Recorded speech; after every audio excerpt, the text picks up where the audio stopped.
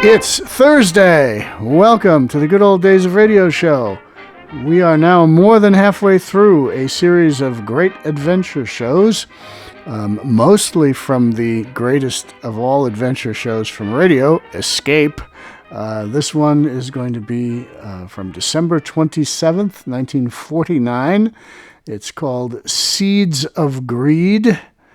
I guess it's going to be one of those shows about greed. Okay, that's an interesting topic. William Conrad is in this, Ben Wright, the normal cast of Escape, excellent radio people. And I guess that's all I can say about it because I don't remember this show. Producer Daniel says I should, but I don't, so we'll see. But anyway, December 27th, 1949, Seeds of Greed. Tired of the everyday routine? Ever dream of a life of romantic adventure? Want to get away from it all? We offer you Escape. Escape, designed to free you from the four walls of today for a half hour of high adventure. Tonight we escape to a small ship off the coast of Borneo and an exciting tale of murderous greed, as Floyd A. Nelson tells it in his strange story, Seeds of Greed.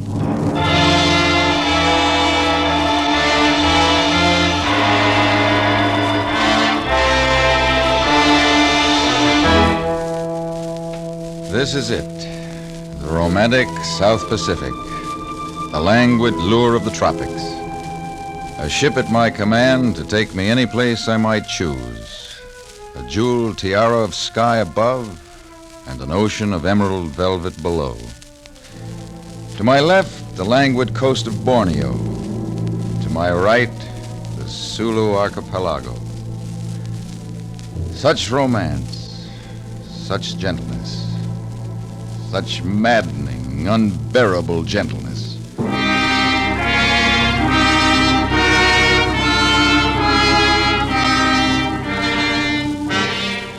Not long ago, I was a carefree little monument to failure, reaping the rewards of my college education in the atmosphere a hitch in the Navy had taught me to love and live. The waterfront.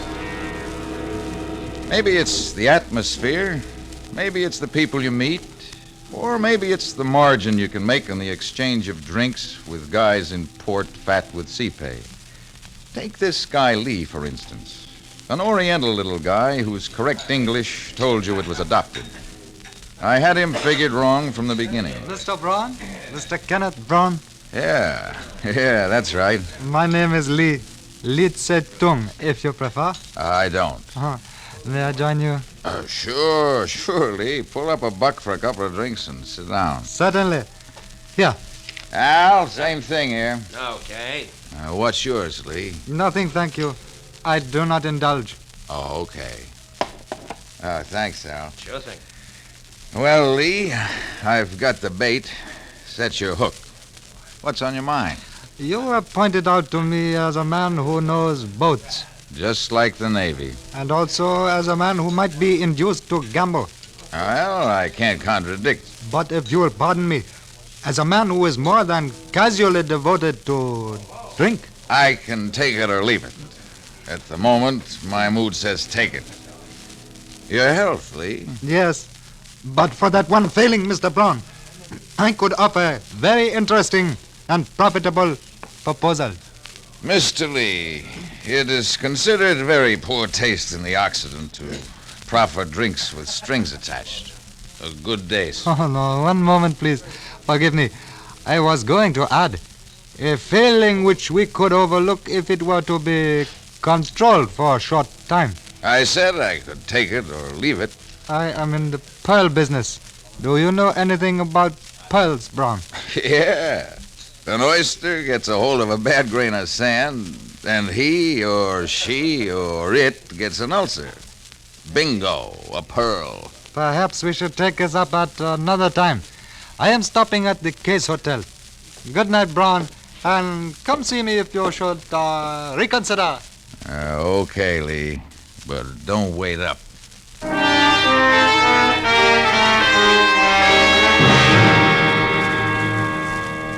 I hate the warm feeling of elegance that takes me over after the fifth drink. I hate myself. I hate morning. Worst of all, I hate waking up without a little hair of the dog and not a nickel in the poke to supply it. Out of the fog of remorse came a stolid little oriental face. Yeah, there's a generous soul. Pearls, he said. Well, that should be a nice, substantial little proposition. Yeah. Maybe I am ready to talk business. Brown, I did not expect to see you. Come in. Oh, this is a pleasant surprise. Yeah. You mentioned something about a business proposal. Yes, I did. Hotel rooms depress me, Lee. Could we go down to the bar and talk it over? Oh, certainly, Brown, if you prefer. I prefer.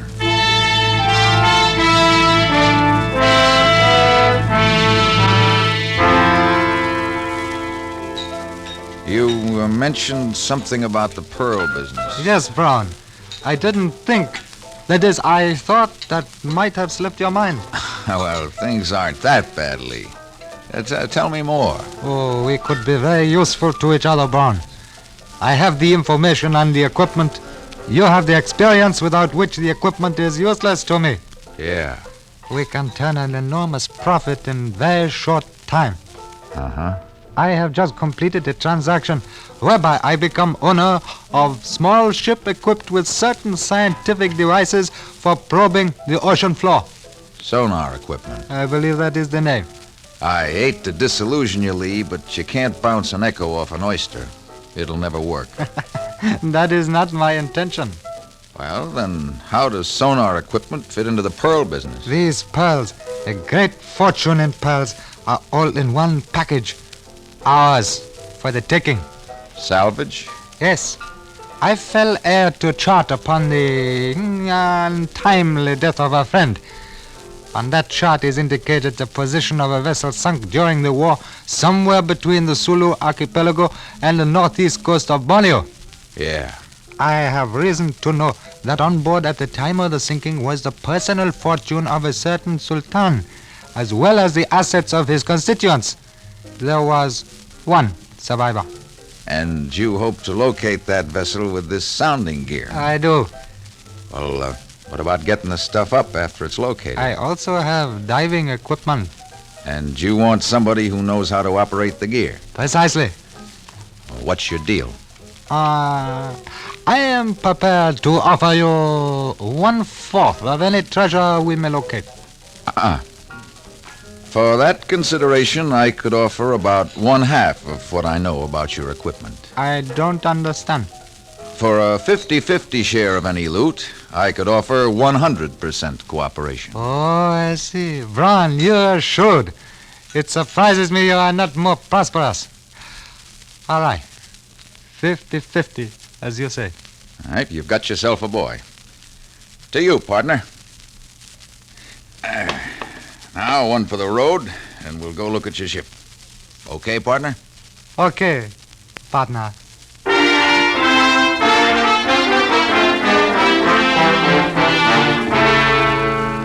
Lee's stubby forefinger pointed a great circle course across the harbor to a little tub laying with her forward quarter scraping paint against the can of her mooring. She was from the orphan fleet of subchasers pressed into service out of desperation during the war. About 100 feet, built to roll on a 20-foot beam. Some dreamer had her rigged for fishing. She still mounted an A-frame, outriggers, and a cargo boom aft. Lee didn't speak of her with the pride of an owner. There it is. The one with the blunt end toward us. Well, when can we go aboard? I have the papers. We can take possession immediately. What kind of shape is the power plant in? I am really not qualified to say. I know nothing of ships, but I am sure she will need work before we... What is it you say? Cast out? Yeah. Well, give me 2 days to work over the plant, and I'll have her ship shape and shaken down. If she's standard, she's got 2 671s on the generators and 2 pancakes on the main plant. A couple of spare injectors and some baling wire will see her to Timbuktu. You will need a crew, won't you? An inexpensive crew. Yeah, a couple of hands to do the dirty work. We could get by with one if you could take a turn at the wheel. Perhaps I can learn. Yes, perhaps I can learn to drive the ship. Good. I'll line up a hand. These waterfront bars are full of guys looking for a chance to go fishing. Oh, you seem to understand what I want, Brown. I will leave everything to you. You may reach me at my hotel. Okay. The next time you see her, she'll be overhauled, provisioned, and manned. So long, Lee. See you in 48 hours.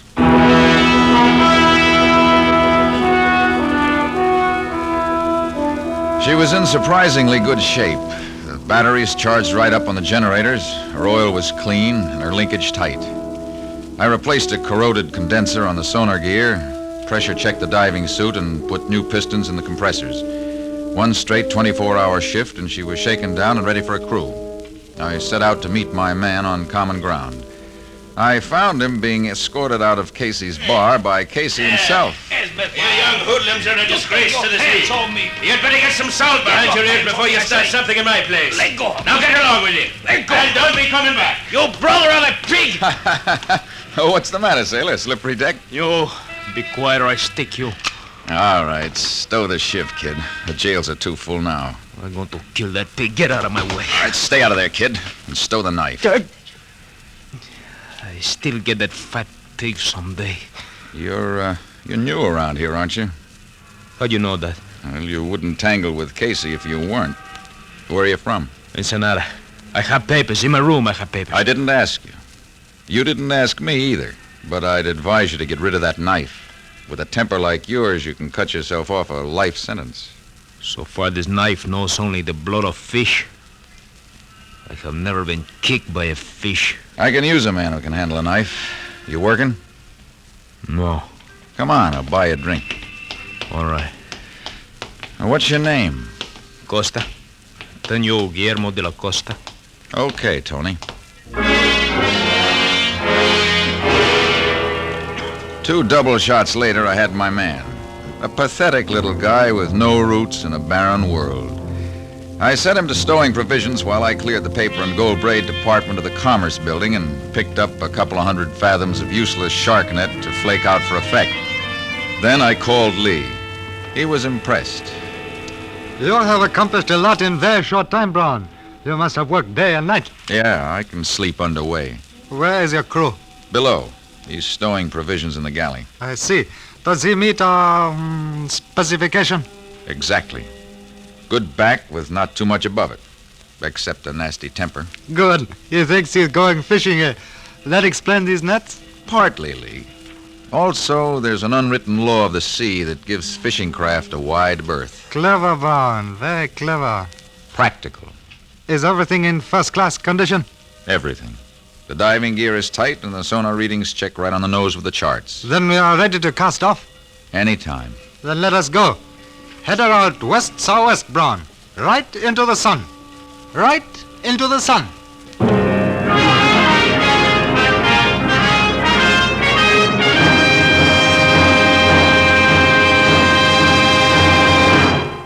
In just a moment, we will continue with Escape. But first, Groucho Marx, Bing Crosby, Dr. Christian, and George Burns and Gracie Allen will be back with you tomorrow night on most of these same CBS stations.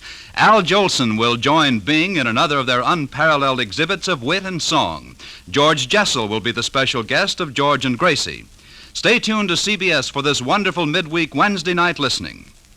And now we return you to the second act of Escape.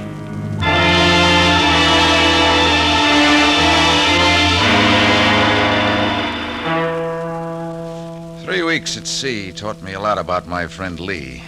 His switch from landlubber to competent mariner was too fast to be convincing. Something about the whole setup spoiled the taste of my whiskey. The only way it figured was that he really did need me to operate the gear. Beyond that, the picture changed. From the first day out, he showed too much interest in the sonar equipment. Brown, I think it might be prudent if you were to teach me the operation of this instrument. Is it very difficult, just their operation?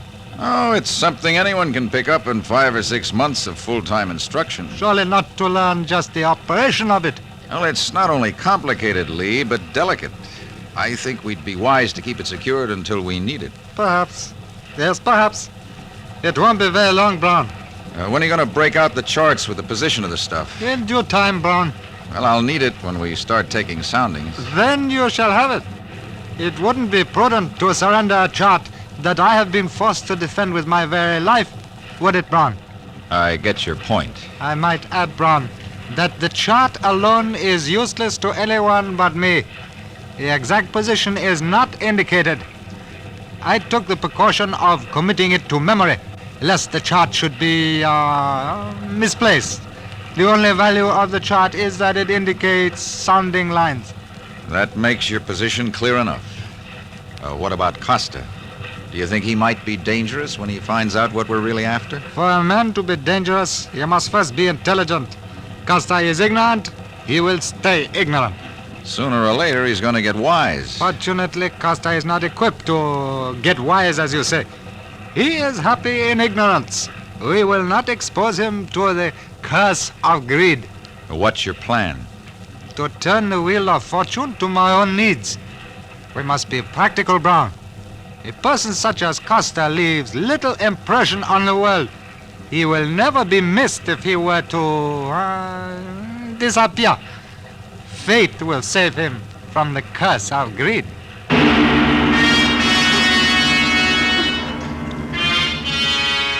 The late afternoon of the 22nd day, I saw Lee's methods put into practice. Cold, efficient, ruthless practice. It happened so fast, I was helpless to do anything about it. Costa was splayed out on the nets near the stern, sound asleep, when Lee appeared from nowhere. Without warning, Lee let fly a vicious kick. Costa's blade flashed. Lee stood motionless until Costa closed. Then Lee grabbed Costa's knife hand and whirled, twisting Costa's arm into a lever and using the momentum of his rush, tossed him effortlessly over the rail to disappear in the swirling wake.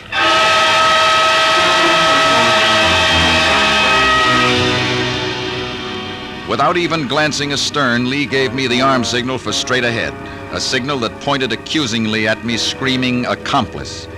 His face was still frozen in trance-like serenity when he appeared on the bridge. It is now you and I, Brown. Yeah. These things are distasteful, but on the other hand, Brown, life itself can be distasteful. Oh, wasn't there some other way to handle it? Couldn't we have put him off somewhere in the islands? Your whole life in too high esteem, Brown. We could have put him off at some island, but then, Brown, we would have had to wonder about his welfare. Now his troubles are over. He has peace. He no longer has to struggle, as you and I. He didn't have much chance to struggle, did he, Lee? He was not one to struggle intelligently, Brown. Struggling, not directed by intelligence, can destroy. Where does strength, muscle fit into your theory? If you will pardon a personal reference, Brown, I long ago subscribed to the teachings of an Eastern cult which believes that the intellectual neutralizes the physical.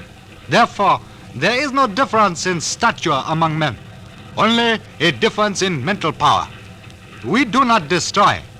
We merely expedite the adversary's self-destruction by his own weakness. Costa's temper, huh? Exactly. One does not think in temper. He merely acts, and so destroys himself. Do I make myself clear? Well, not especially, but I'll think it over.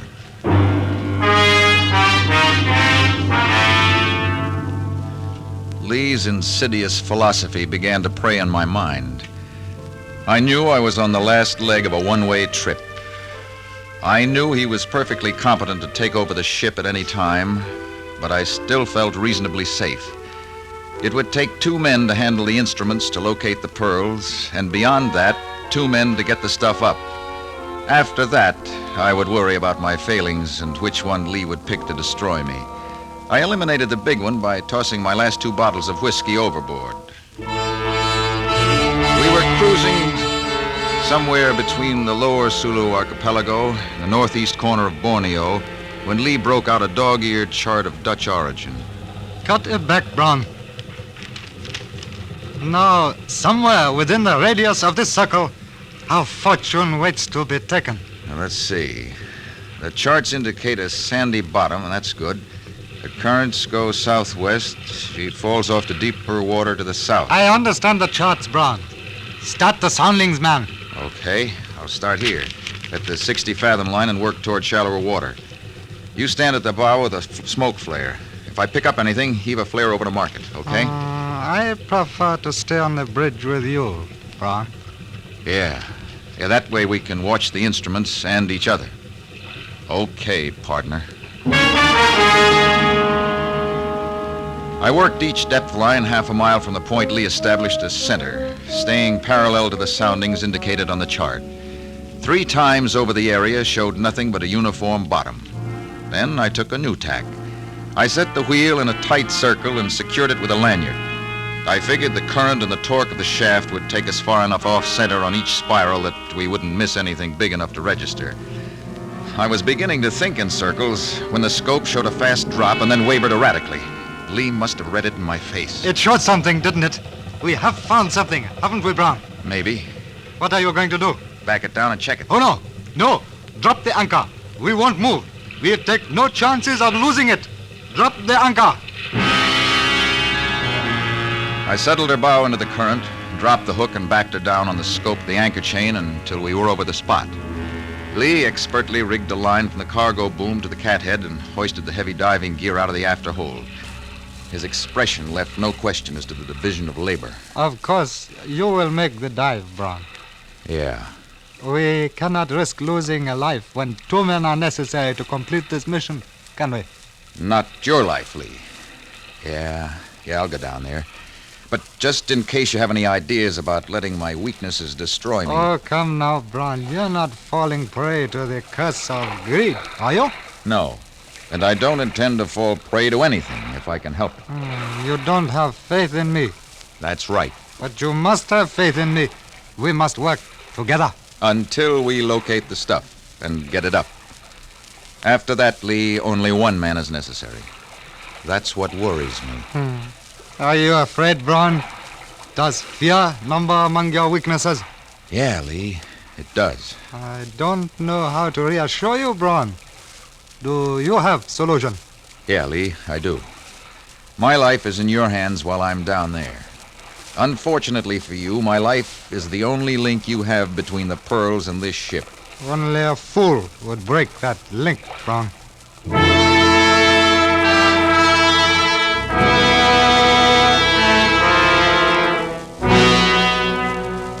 Lee's words echoed in my helmet as I felt myself being lowered from a sheave at the end of the cargo boom.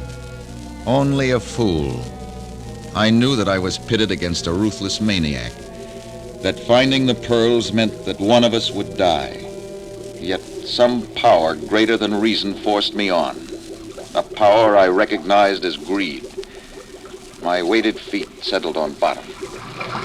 My headlight sent a glaring shaft through the murk, serving only to blind me. Then my eyes adapted. Strange shapes darted in and out of the beam, splashing big shadows. I pivoted slowly, straining my eyes to the burning point. Suddenly, the beam stopped short and reflected upward in a blinding glare. There she lay, a slimy hulk stern down in the sand, her stack and superstructure eroded away, and her plates hanging scab-like from her frames. A death ship washed clean by gentle currents. I headed for the quarterdeck and leaned on the crumbling vestiges of the hatch. It fell away. My light picked up a single object.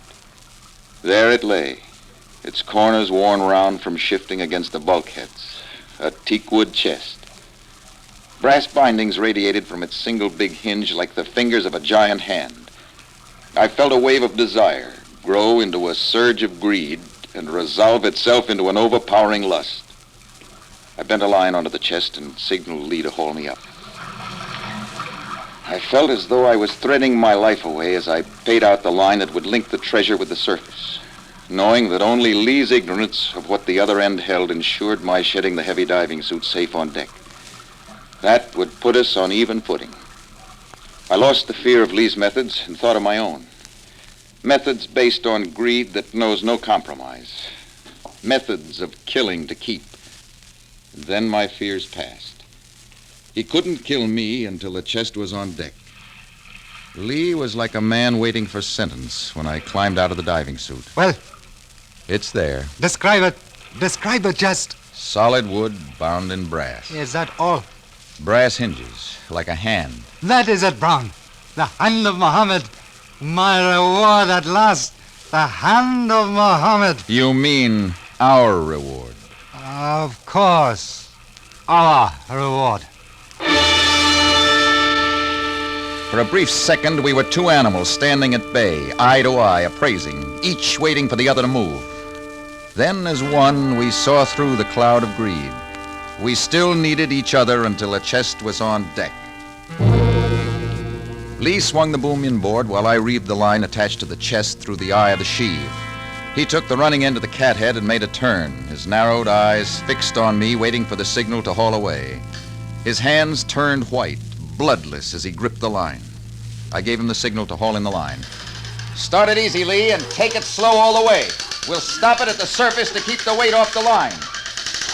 The line threaded through the sheave endlessly as time, while I strained to catch the first glimpse of any bulk in the water. Again, I felt the surge of greed I'd experienced below. Unconsciously, I drew my sleeve across my mouth.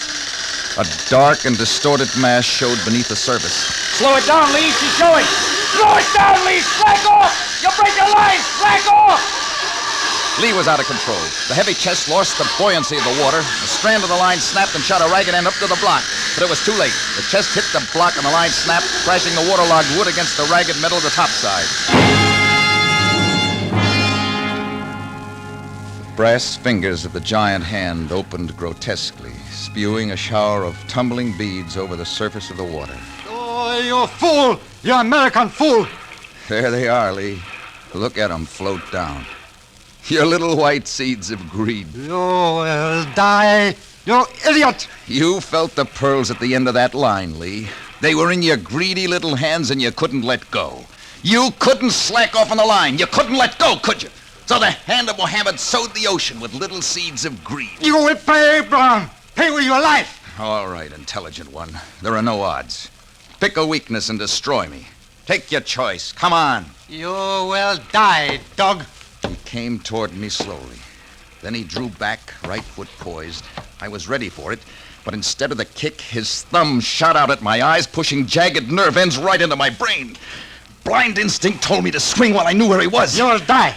Not yet, Lee. How do you like that, Lee? Ducked by a blind right fist. And this, how do you like this, Lee? How do you like my thumbs? How do you like 'em mashing into your master throat? You're getting weaker, Lee, weaker. Oh, where's your mental power now, Lee? Gone, is it? Dead? Dead.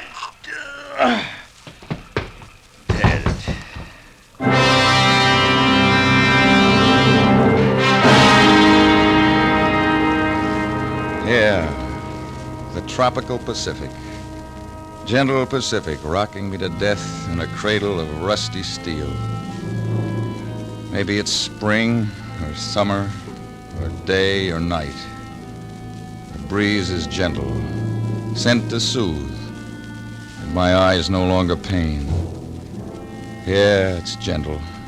Such gentleness. Such maddening, unbearable gentleness.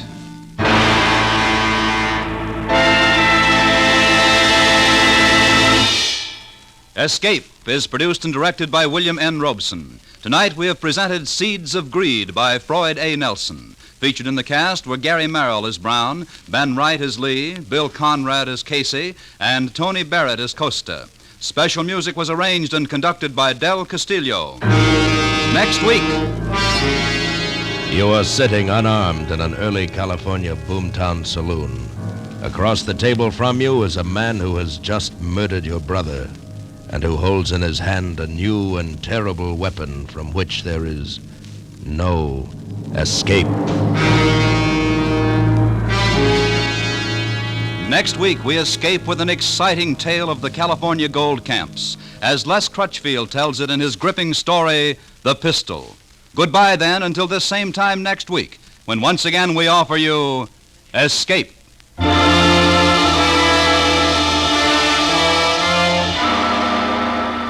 Groucho Marx, and who will quarrel when you label him a very funny fellow, will be back on most of these same CBS stations tomorrow night with his deliriously wonderful quiz show, You Bet Your Life. You'll find Groucho's unlike any other quiz you ever heard. So join us on CBS tomorrow night for You Bet Your Life, starring Groucho Marx. Now stay tuned for Hit the Jackpot, which follows immediately over most of these same CBS stations. This is CBS, the Columbia Broadcasting System.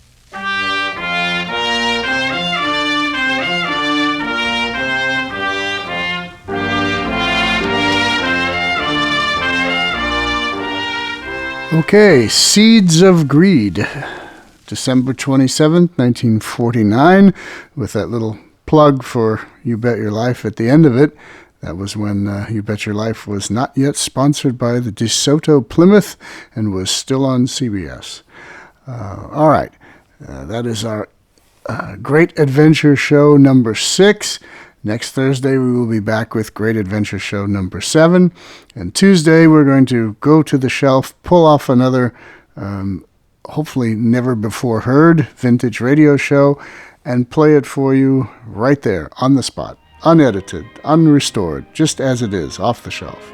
Okay, see you on Tuesday and next Thursday. This is John Tefteller in the Good Old Days of Radio Show. Goodbye.